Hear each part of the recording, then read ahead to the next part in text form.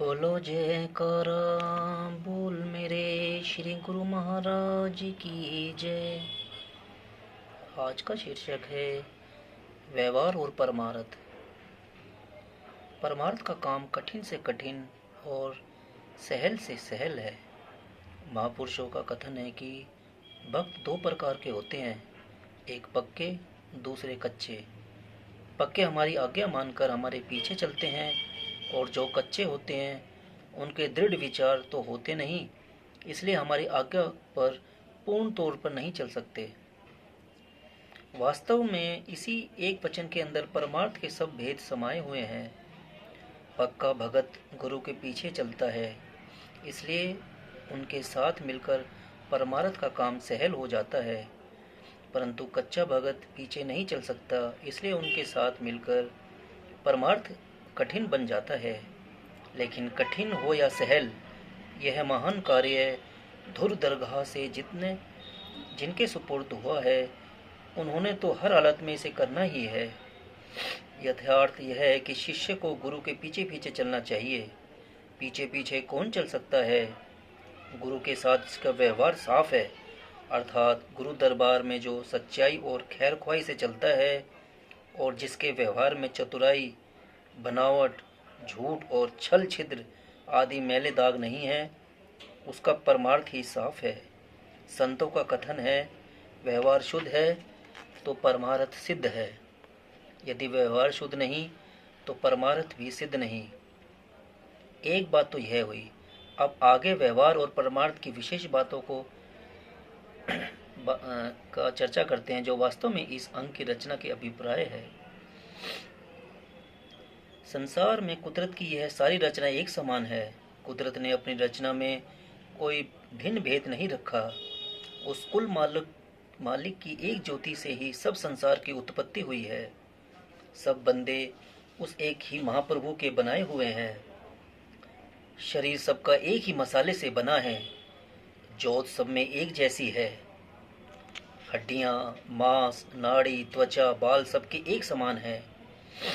खून पसीना सबका एक बराबर है तथा कुदरत की बख्शी हुई दातें जैसे जल, वायु, पृथ्वी, धरती, आकाश और अग्नि आदि तत्व सबके लिए एक बराबर है।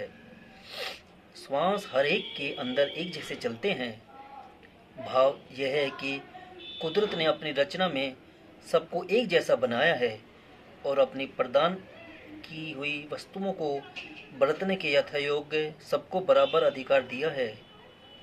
ब्राह्मण, क्षत्रिय, वैश्य और शूद्र आदि पृथक पृथक अर्थात मतलब अलग अलग नाम हमने यहाँ आकर स्वयं घड़ दिए हैं। कुदरत ने किसी के मस्तक पर किसी की जाति अथवा किसी के वर्ण का अलग अलग नाम नहीं लिखा।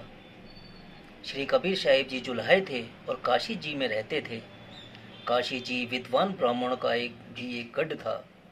एक बार एक ब्राह्मण का जो बड़ा विद्वान था, श्री कबीर साहिब जी से वार्तालाप हुआ। ब्राह्मण जाति पांति का विवाद छेड़ बैठा। तब परम संत श्री कबीर साहिब ने नीचे लिखे एक शब्द में उनको शांत कर दिया। उन्होंने क्या बोला? कबीर साहिब जी बोले, तुम कैसे ब्राह्मण और हम कैसे शूद्र? दोनों एक जैसे तो हैं। यदि हमारे शरीर में लहू है तो तुम्हारे शरीर में दूध तो नहीं है, वहाँ भी लहू ही है। फिर यदि तुम ब्राह्मणी का जाया ब्राह्मण हो, जाया मतलब पैदा हुआ ब्राह्मण है, तो किसी दूसरे मार्ग से क्यों नहीं आया? इसलिए भाई, इन झगड़ों में न पड़कर वास्तविक बात को समझो, तब कल्याण होगा। ऊपर वर्णन हुआ कि कुदरत ने अपनी रचना में कोई भिन्न भेद नहीं रखा। सब एक मार्ग से आए हैं और एक ही मार्ग से जाएंगे। मनुष्य सब एक हैं। जन्म मृत्यु का मार्ग सबका एक है। सब उस परम पिता परमात्मा की संतान है। अब प्रश्न यह उठता है कि मनुष्य एक पिता की संतान होते हुए भिन्न भिन्न विचार क्यों रखते हैं?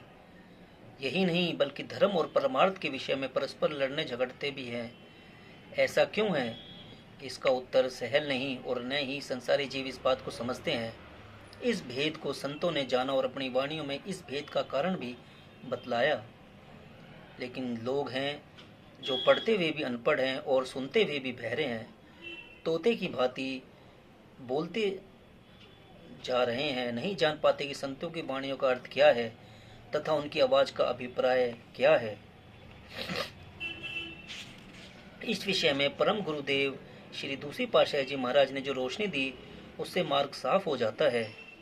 उनके वचन हैं, जो लोग धर्म और परमार्थ के विषय में परस्पर लड़ते झगड़ते रहते हैं, वे अपने आप को किसी न किसी महापुरुष का अनुयायी ही कहलाते हैं, और उन महापुरुषों का जिनको वह मानते हैं, परमार्थ भले ही एक रहा हो, किंतु व्यवहार तो पृथक पृथक होता है। लोगों ने अपने अपने महापुरुषों का परमार्थ तो समझा नहीं, क्योंकि उनकी चरम दृष्टि थी, लेकिन केवल उनके व्यवहार को पकड़ लिया, और व्यवहार आपस में मिलता नहीं। वह सदा समय अनुसार बदलता है और भिन्न भिन्न रूपों में सामने आता रहता है। व्यवहार प्रकट है, मतलब व्यवहार दिखता है, और परमार्थ गुप्त है। व्यवहार बाहर है, बाहर अर्थात व्यवहार बाहर से होता है, और परमार्थ अंदर है। लौकिक की दृष्टि चूंकि बहुमुखी थी, बहुमुखी मतलब बाहर की दृष्टि थी, इसलिए उन्होंने परमार्थ को देखा, उन्होंने व्यवहार को देखा, परंतु परमार्थ तक न पहुंच सके, क्योंकि परमार्थ की आंख बंद थी। प्रमाणित रूप में श्री गुरु नानक देव जी महाराज से लेकर 10वीं पातशाही श्री गुरु गोविंद सिंह जी साहिब तक 10 पातशाहियों ने एक ज्योति थी। परमार्थ एक था, लेकिन व्यवहार तो आपस में नहीं मिलता। कारण यह है कि समय हर घड़ी परिवर्तन में रहता है, इसलिए महापुरुषों ने भी धर्म और परमार्थ की रक्षा के लिए वर्तमान समय के अनुसार जैसे आवश्यकता समझी, उसी प्रकार अपने व्यवहार को बदल लिया और परमार्थ के कार्य को सिद्ध किया। उनका न कोई शत्रु था न मित्र, वह तो हर प्राणी में परमात्मा की ज्योति देखते थे। लेकिन प्रत्यक्ष रूप में किसी महापुरुष ने तो हाथ जोड़कर नरमी के साथ काम चलाया, तो किसी ने दूसरे ढंग से धर्म का बचाव किया, यानी जैसी भी जरूरत उनके सामने आई उसी प्रकार के व्यवहार को अपनाया। जैसे कोई यात्री यात्रा करता है तो उसका दृष्टिकोण अपना ठिकाना होता है, जहाँ उसने पहुँचना है, परंतु यदि उसके मार्ग में कांटेदार झाड़ी आ जाती है तो वह उसे काट कर अपना मार्ग साफ करता है, क्योंकि वह झाड़ी उसके मार्ग में बाधा बन रही थी। उसका काटना आवश्यक था, लेकिन इसका मतलब यह तो नहीं कि वह झाड़ी उसकी बैरन थी जिसे उसने काट दिया। वास्तव में उसने अपने मार्ग को साफ करना था, सो कर दिया, ताकि उसके लक्ष्य की पूर्ति हो। अब लोगों ने इस भेद को तो समझा नहीं और वाद विवाद में लग गए कि उनके महापुरुषों ने जैसा किया था वैसे ही वह भी करेंगे। इसका नाम भूल है, और इसी भूल के तथा भ्रम में पड़कर लोग परमार्थ से वंचित रह जाते हैं। संत कहते हैं, भाई इन झगड़ों को छोड़ो और अपने महापुरुषों के परमार्थ को समझो।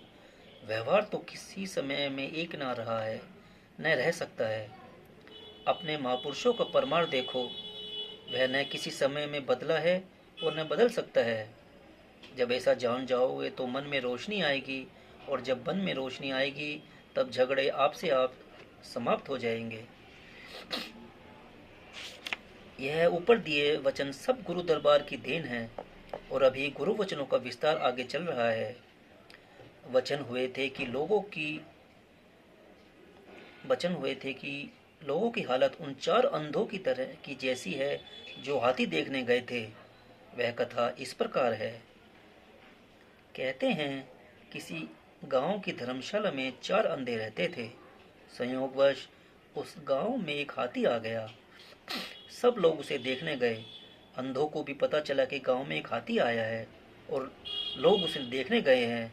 उनके दिल में भी हाथी को देखने की सूझी। किसी ने पूछा, भाई तुम तो चारों अंधे हो, हाथी कैसे देखोगे? वे बोले, यदि देख नहीं पाएंगे तो कम से कम हाथों से उसे टटोल ही लेंगे, जिससे हमें पता चल जाएगा कि हाथी कैसा होता है। यह कहकर वे भी वहां पहुंचे जहां हाथी खड़ा था। दूसरे लोगों ने तो दूर दूर खड़े हाथी को देख लिया, लेकिन इन चारों की तो आंखें नहीं थी। वे हाथी के पास जाकर उसे हाथों से टटोलने लगे।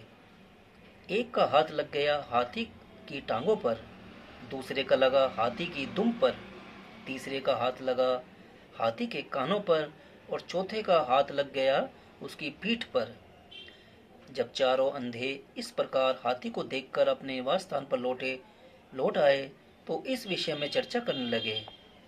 जिस अंधे का हाथ हाथी की टांग पर पड़ा था वह बोला, हाथी तुम ऐसा था जैसे खंबा खड़ा हो। लेकिन जिसका हाथ हाथी की दुम पर पड़ा था वह कहने लगा, तुम गलत हो, हाथी तुमने देखा ही नहीं, हाथी तो मैंने देखा है, हाथी ऐसा था जैसे लंबा सांप हो। अब जिसका हाथ हाथी के कानों में पड़ा था वह बोल उठा, तुम दोनों गलत कह रहे हो, हाथी तो मैंने देखा था, हाथी ऐसा था जैसे छाछ। परंतु जिस अंधे का हाथ हाथी की पीठ पर पड़ा था वह हंसकर बोला, तुम तीनों मूर्ख हो, हाथी तो मैंने देखा है और हाथी ऐसा था जैसे घड़ा हो। इस प्रकार वे चारों परस्पर लड़ने लगे। वे हाथी के इस विषय में अपने भिन्न भिन्न बोलियां बोल रहे थे। इतने में एक आंखों वाला व्यक्ति वहां आया, पूछने लगा, क्या बात है? चारों अंधे कहने लगे, हम हाथी देखकर आए हैं, उसी पर वाद विवाद चल रहा है। वह बात को समझ गया। अंधों ने उससे प्रार्थना की, भाई तुम हमारा झगड़ा निपटा दो। वह बोला, मैं तुम्हारा झगड़ा तो निपटा दूं यदि आप मेरी एक बात मान ले। मैं आंखों का वैद्य हूँ, मेरे पास आंखों को दुरुस्त करने की एक अक्सीर औषधि है। अगर आप मुझसे पहले अपनी आंखों का इलाज करवा ले तो फिर मैं आपका झगड़ा समाप्त कर दूंगा। वे बोले, ऐसा हम नहीं करेंगे, पहले हमारा झगड़ा निबट जाए, फिर हम आंखों का इलाज करवाएंगे। आंखों वाला सज्जन बोला, भाई तुम पहले आंखों का इलाज करवा लो, तुम्हारा झगड़ा आपसे आप ही मिट जाएगा। वे कहने लगे, ऐसा हम नहीं करते, हम तो पहले अपने झगड़े का फैसला करेंगे, पीछे आंखों का इलाज भी करवा लेंगे। संत कहते हैं, यही हालत हमारी संसारी लोगों की है। वे एक ही परमात्मा के विषय में परस्पर झगड़ते रहते हैं। इसका मतलब साफ है कि उन्होंने परमात्मा को ठीक ठीक से देखा ही नहीं और अपने महापुरुषों के परमार्थ को समझा ही नहीं। कारण इसका यह है कि परमार्थ को देखने वाली उनकी आंखों में खराबी है। परमार्थ को देखने से पहले जरूरत इस बात की है कि उन आंखों की खराबी को दूर किया जाए। जब आंखें दुरुस्त हो जाएंगी तो परमार्थ साफ साफ दिखाई देने लगेगा, झगड़े सब आप से आप समाप्त हो जाएंगे। श्रीमद् भगवद गीता के अंदर भगवान श्री कृष्ण जी अर्जुन को सच्चे परमार्थ का उपदेश कर रहे हैं। वो कहते हैं, अर्जुन सुन। वो अर्जुन सुन रहा है और भगवान के दर्शन भी कर रहा है, लेकिन फिर भी भगवान कहते हैं, हे अर्जुन, इन आंखों से तू मेरा निज स्वरूप नहीं देख सकता। मेरे वास्तविक स्वरूप को देखने वाली आंख दूसरी है, उसे दिव्य नेत्र कहते हैं। ज्ञान चक्षु भी उसका दूसरा नाम है। यह अंदर की आंख है, यह बाहर की आंखें चरम दृष्टि है। यह बाहर की वस्तुओं को देख सकती हैं, अंदर की वस्तु को देखने वाली आंख भी अंदर की होनी चाहिए। इसलिए मैं तुझे अंदर की आंख देता हूँ, उसे पाकर तू मेरे वास्तविक स्वरूप को देख सकेगा। अब संत कहते हैं कि भाई जरा सोचो, जब श्री कृष्ण भगवान मौजूद थे और अर्जुन दर्शन भी कर रहा था तो उस समय भी अंदर की आंख के बिना काम नहीं चल सका। तो फिर इस समय जब श्री कृष्ण भगवान इस संसार से लुप्त हो गए हुए हैं तो ऐसी हालत में अंदर की आंख के बिना लोग उन्हें कैसे देख सकते हैं? इससे सिद्ध हुआ कि भगवान के दर्शन से पहले भगवान को देखने वाली आंख की जरूरत है। भगवान कहीं दूर नहीं, वह हर घड़ी हमारे पास हैं, पर उन्हें देखने वाली आंख चाहिए और यह आंख सिवा पूर्ण सद्गुरु की शरण में कहीं नहीं मिल सकती। ऐसा धर्म ग्रंथों और सदशास्त्रों का सिद्धांत है। बोलो जयकारा बोल मेरे श्री गुरु महाराज की जय। अब भक्तों हम 2 मिनट का मौन लेंगे, गुरु शब्द का जाप मन ही मन करेंगे, ताकि क्योंकि गुरु शब्द ही मुख्य है जो इसका जाप जरूरी है। नहीं तो सब बातें, सब पढ़ाई, सब बेकार व्यर्थ है, होती हैं सब। सो हम 2 मिनट का जाप करते हैं।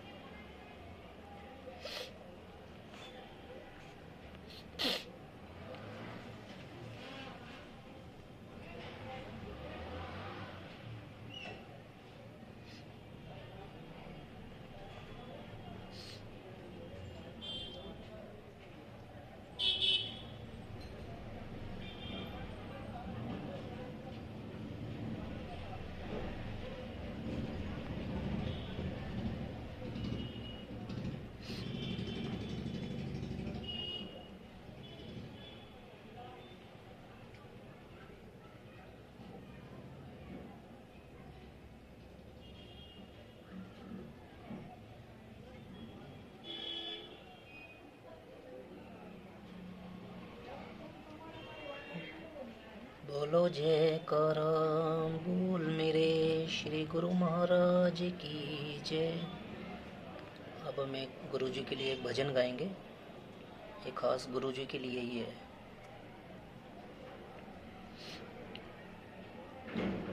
तू ही तो जन्नत मेरी, तू ही मेरा जुनून, तू ही तो मन्नत मेरी, तू ही रूह का सुकून, तू ही आँखियों की ठंडक, तू ही दिल की है दस्तक, और कुछ ना जानूं बस इतना ही जानूं, तुझ में रब दिखता है गुरुवर मैं क्या करूं, तुझ में रब दिखता है गुरुवर मैं क्या करूं, सद दे सर झुकता है गुरुवर मैं क्या करूं, तुझ में रब दिखता है गुरुवर मैं क्या करूं।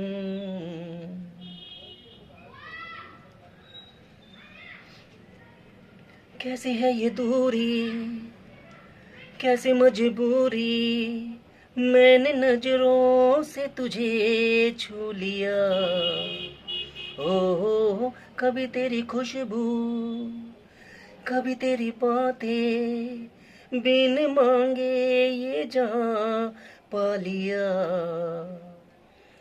तू ही दिल की है रौनक, तू ही जन्मों की दौलत, और कुछ ना जानूं बस इतना ही जानूं, तुझ में रब दिखता है गुरुवर मैं क्या करूं, तुझ में रब दिखता है गुरुवर मैं क्या करूं, सद दे सर झुकता है गुरुवर मैं क्या करूं, तुझ में रब दिखता है गुरुवर मैं क्या करूं।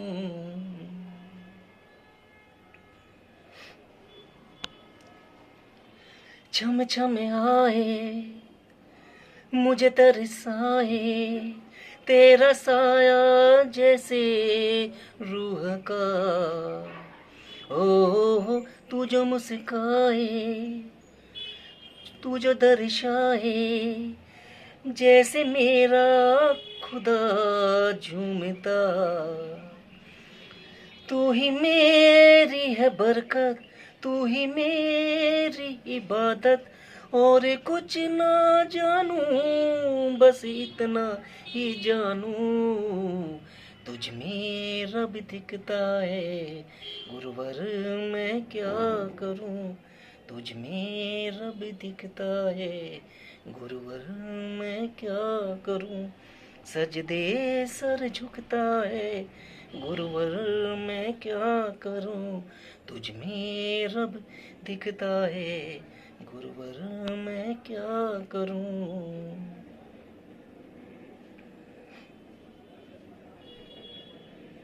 ना कुछ पूछा ना कुछ मांगा, तूने दिल से दिया जो दिया, ओ ना कुछ मांगा, ओ ना कुछ पूछा, तूने दिल से दिया जो दिया, ना कुछ बोला ना कुछ तोला, मुस्कुरा के दिया जो दिया, तू ही धूप तू ही छाया, तू ही अपना किनारा, और कुछ ना जानूं, बस इतना ही जानूं, तुझ में रब दिखता है यारा, मैं क्या करूं, तुझ में रब दिखता है गुरुवर, मैं क्या करूं, सजदे सर झुकता है गुरुवर, मैं क्या करूं, तुझ में रब दिखता है गुरुवर, मैं क्या करूं। बोलो जयकारा बोल मेरे श्री गुरु महाराज की जय।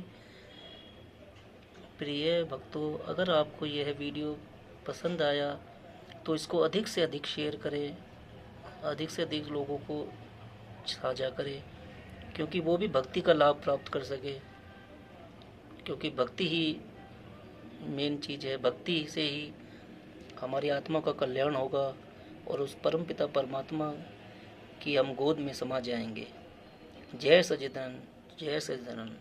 ओम हरि ओम, ओम शांति शांति शांति, ओम हरि ओम हरि ओम हरि। जय जय जय जय।